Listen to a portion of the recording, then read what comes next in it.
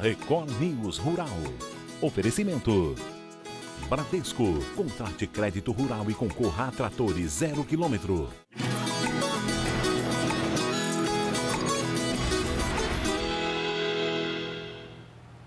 Oi, muito bom dia para você. O Record News Rural está no ar. A colheita de soja segue avançando no Paraná e, segundo o Departamento Rural do Estado, 60% das lavouras estão em boas condições.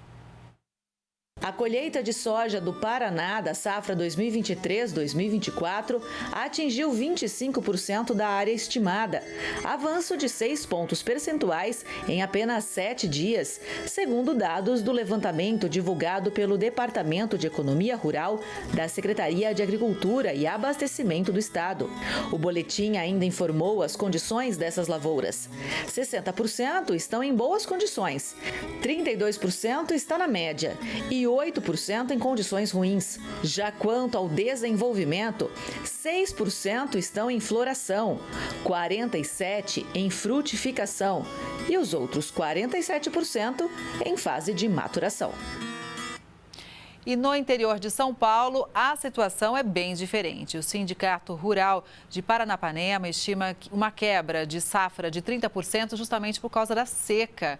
O município tem mais de 400 produtores de soja e é um dos principais fornecedores do grão no estado paulista. A colheita não tem passado das 40 sacas por hectare. As altas temperaturas têm piorado ainda mais a estiagem. Os termômetros estão acima dos 40 graus. O normal para este período era uma média de 28 graus. A Federação da Agricultura e Pecuária do Estado de São Paulo, a FAESP, já busca recursos para ajudar os produtores, além de renegociação de dívidas e empréstimos. E o impacto é sentido por produtores de soja em vários cantos do Brasil. Com as chuvas irregulares, os agricultores já contam com uma queda na produtividade. Quem traz os detalhes é a repórter Ana Paula Azevedo. Nessa fazenda em Rio Verde, no sudoeste do estado, as máquinas já colheram praticamente toda a área. Foram 2.400 hectares de soja irrigada no pivô. O produtor esperava a mesma produtividade da safra anterior, mas a realidade aqui foi outra, teve uma queda de 15%. Assim como a maioria dos agricultores, todo mundo está sofrendo com essa alta temperatura. Aqui, mesmo sendo área irrigada, a gente está perdendo aqui 15% de produção em relação ao ano passado. Vocês vieram aqui no momento bom, a gente estava até comemorando aí o teto produtivo de 105 sacos, mas a gente está 15% mais baixo. Aí por quê? Se está irrigado? Está irrigado porque você nunca tem a lâmina de água igual uma chuva. A gente coloca aqui 10 milímetros, enquanto uma chuva pode ser de 50. Mas o que mais me afetou aqui foi a alta temperatura. Essa alta temperatura fez que abortasse muitas vargens, o grão ficou miúdo, Então a gente está comparando em relação ao passado, um pouco diferente. Mas sem a tecnologia da irrigação, a situação poderia ser ainda pior. Seria muito pior, porque a área de sequeiro aqui nossa, que a gente já colheu até agora, a gente tem uma média de 75 sacos. A gente colheu 23% menos. Então a gente está colhendo aí 58 sacos. Nós tivemos não só o grão miúdo, mas também tivemos maturação muito desuniforme. Nossas áreas, para poder não ter tanta impureza e não perder mais ainda na recepção do armazém, a gente está fazendo essa dessecação antecipada, para ver se dá uma uniformizada nas lavouras. Mas tivemos essa temperatura, fez com que a maturação, além de ficar com grão miúdo, grão esverdeado, nós tivemos que fazer essa dessecação para ver se uniformizava e para ter menos impureza na colheita. De acordo com dados da Conab, Companhia Nacional de Abastecimento, o país deve produzir 306 milhões de toneladas, ou seja, 13 milhões a menos que na safra anterior. Rio Verde é considerado o segundo maior produtor de soja do Brasil e a cultura depende diretamente do clima para se desenvolver. Nós conseguimos observar alguns pontos críticos. Quais foram esses? O primeiro, o atraso médio da semeadura da soja, devido a um menor volume de precipitação antes do período da abertura do vazio sanitário.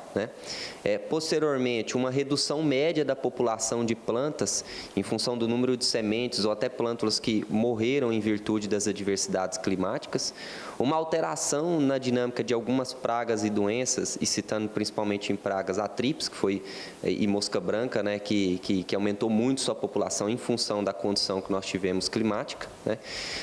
Mudanças fisiológicas, alterações fisiológicas nas plantas que fizeram com que as cultivares antecipassem seu ciclo, né, senescesse mais precocemente ou até perdesse estruturas de forma mais precoce.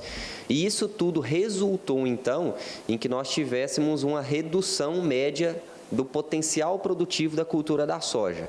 De acordo com o pesquisador, para os próximos meses, a situação pode melhorar para os produtores que vão apostar no milho safrinha. A gente vai ter, de modo geral, uma condição de segunda safra, de safrinha, dentro da normalidade das perspectivas climáticas. Até em função do que aconteceu na safra, nós tivemos uma dinâmica muito grande da nossa safrinha. Isso impactou. Por quê? Porque nós tivemos áreas colhidas muito cedo e nós vamos ter muitas áreas colhidas mais tarde. Então, a nossa janela de plantio da safrinha ela vai ser muito maior, principalmente da cultura do milho, do que dentro da nossa normalidade.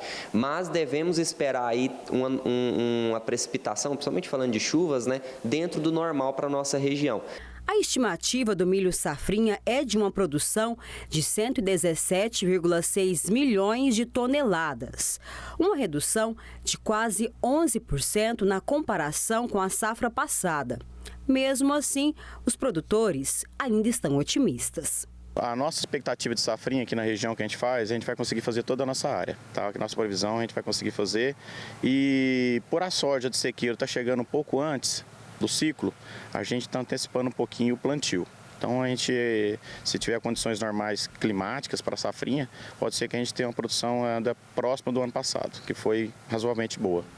A Embrapa realizou o encontro técnico de manejo de pastagem. O evento reuniu pecuaristas e especialistas para discutir os problemas enfrentados pelo setor e as possíveis soluções. Independentemente do padrão genético do rebanho bovino, os animais só expressam seu grande potencial de produção se for alimentado de forma correta. E a pastagem tem sido a principal e mais econômica fonte de alimentação para o gado. E tudo começa com a escolha certa da espécie de forrageira que será usada. A adubação correta também é necessária para repor os nutrientes da pastagem e garantir a produtividade e também lucratividade. A adubação de cobertura, ela se mostra muito mais lucrativa quando comparada a outras produções de forragem, devido à resposta que o capim, a partir do momento que ele pode ser recuperado, isso traz para o produtor uma maior viabilidade. A cada 2,7 arrobas de desembolso do produtor em adubação de manutenção, isso traz mais de 1,3 arrobas por hectare ano de margem bruta, né, de lucratividade. Isso faz com que o produtor possa estar fazendo a melhor escolha de produção de forragem a partir de adubação de cobertura, pensando no aumento de lotação tanto no período das águas quanto no período da seca.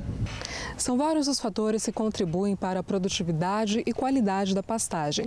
Além de uma boa gestão, também é importante levar em conta a influência do solo, do clima, as pragas e também o pastoreio de forma particular em cada espécie que é cultivada. Para corrigir qualquer deficiência que possa haver na pastagem e aumentar a ingestão de nutrientes do animal, a suplementação é uma ferramenta aliada. E a gente pode usar a suplementação como uma ferramenta também para permitir um ajuste, sem que eu tenha que mudar o número de animais na área, usar essas estratégias para manter esse lote, essa lotação em cabeças constante, seja no período de seca, seja no período de água. Um desafio grande que a gente tem para quem está partindo para a intensificação do uso de pastagens, principalmente nas águas, com adubação, com lotações mais altas, é que a gente trabalha com macho inteiro, tá? Um animal que você tem dificuldade em ficar mudando ele de lote, misturando animal. Você tem uma planta que a hora que você começa a adubar essa planta para sair de uma para 2, 3, 4, 5, 6 cabeças. Então a gente tem usado as estratégias de suplementação para tamponar e manter uma oferta constante e uma lotação constante, sem ter que ficar tirando ou colocando animal no sistema. E para avaliar as pastagens foi que surgiu o Projeto Capim, que hoje é coordenado pelo Guilherme. O projeto, criado pela Exalc, capacita estudantes do curso de Engenharia Agronômica a trabalhar com a pecuária intensiva. A gente, como aluno de graduação lá da Exalc, a gente faz parte desse grupo, que é um grupo de estudo, então a gente tem a parte teórica, e um grupo também de prática. Então a gente tem as áreas dentro da Exalc, onde a gente aplica essa teoria, aprende a manejar a pastagem, aprende a fazer adubação, aprende a trabalhar na prática.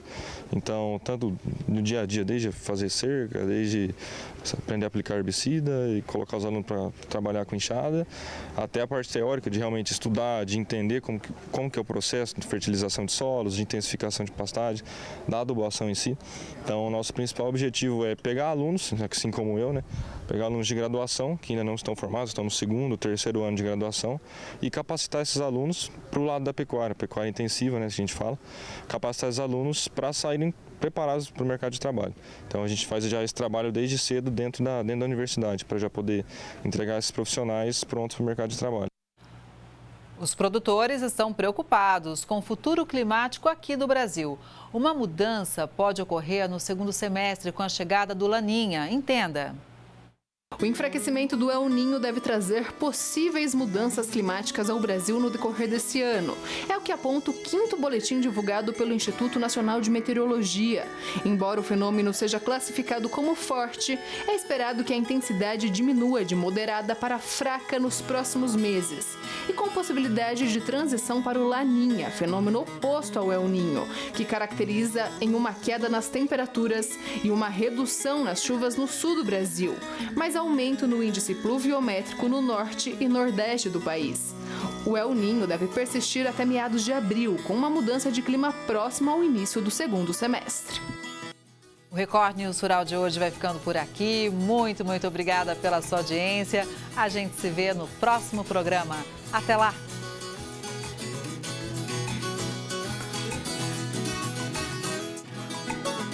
Record News Rural. Oferecimento. Bradesco. Contrate crédito rural e concorra a tratores 0 km.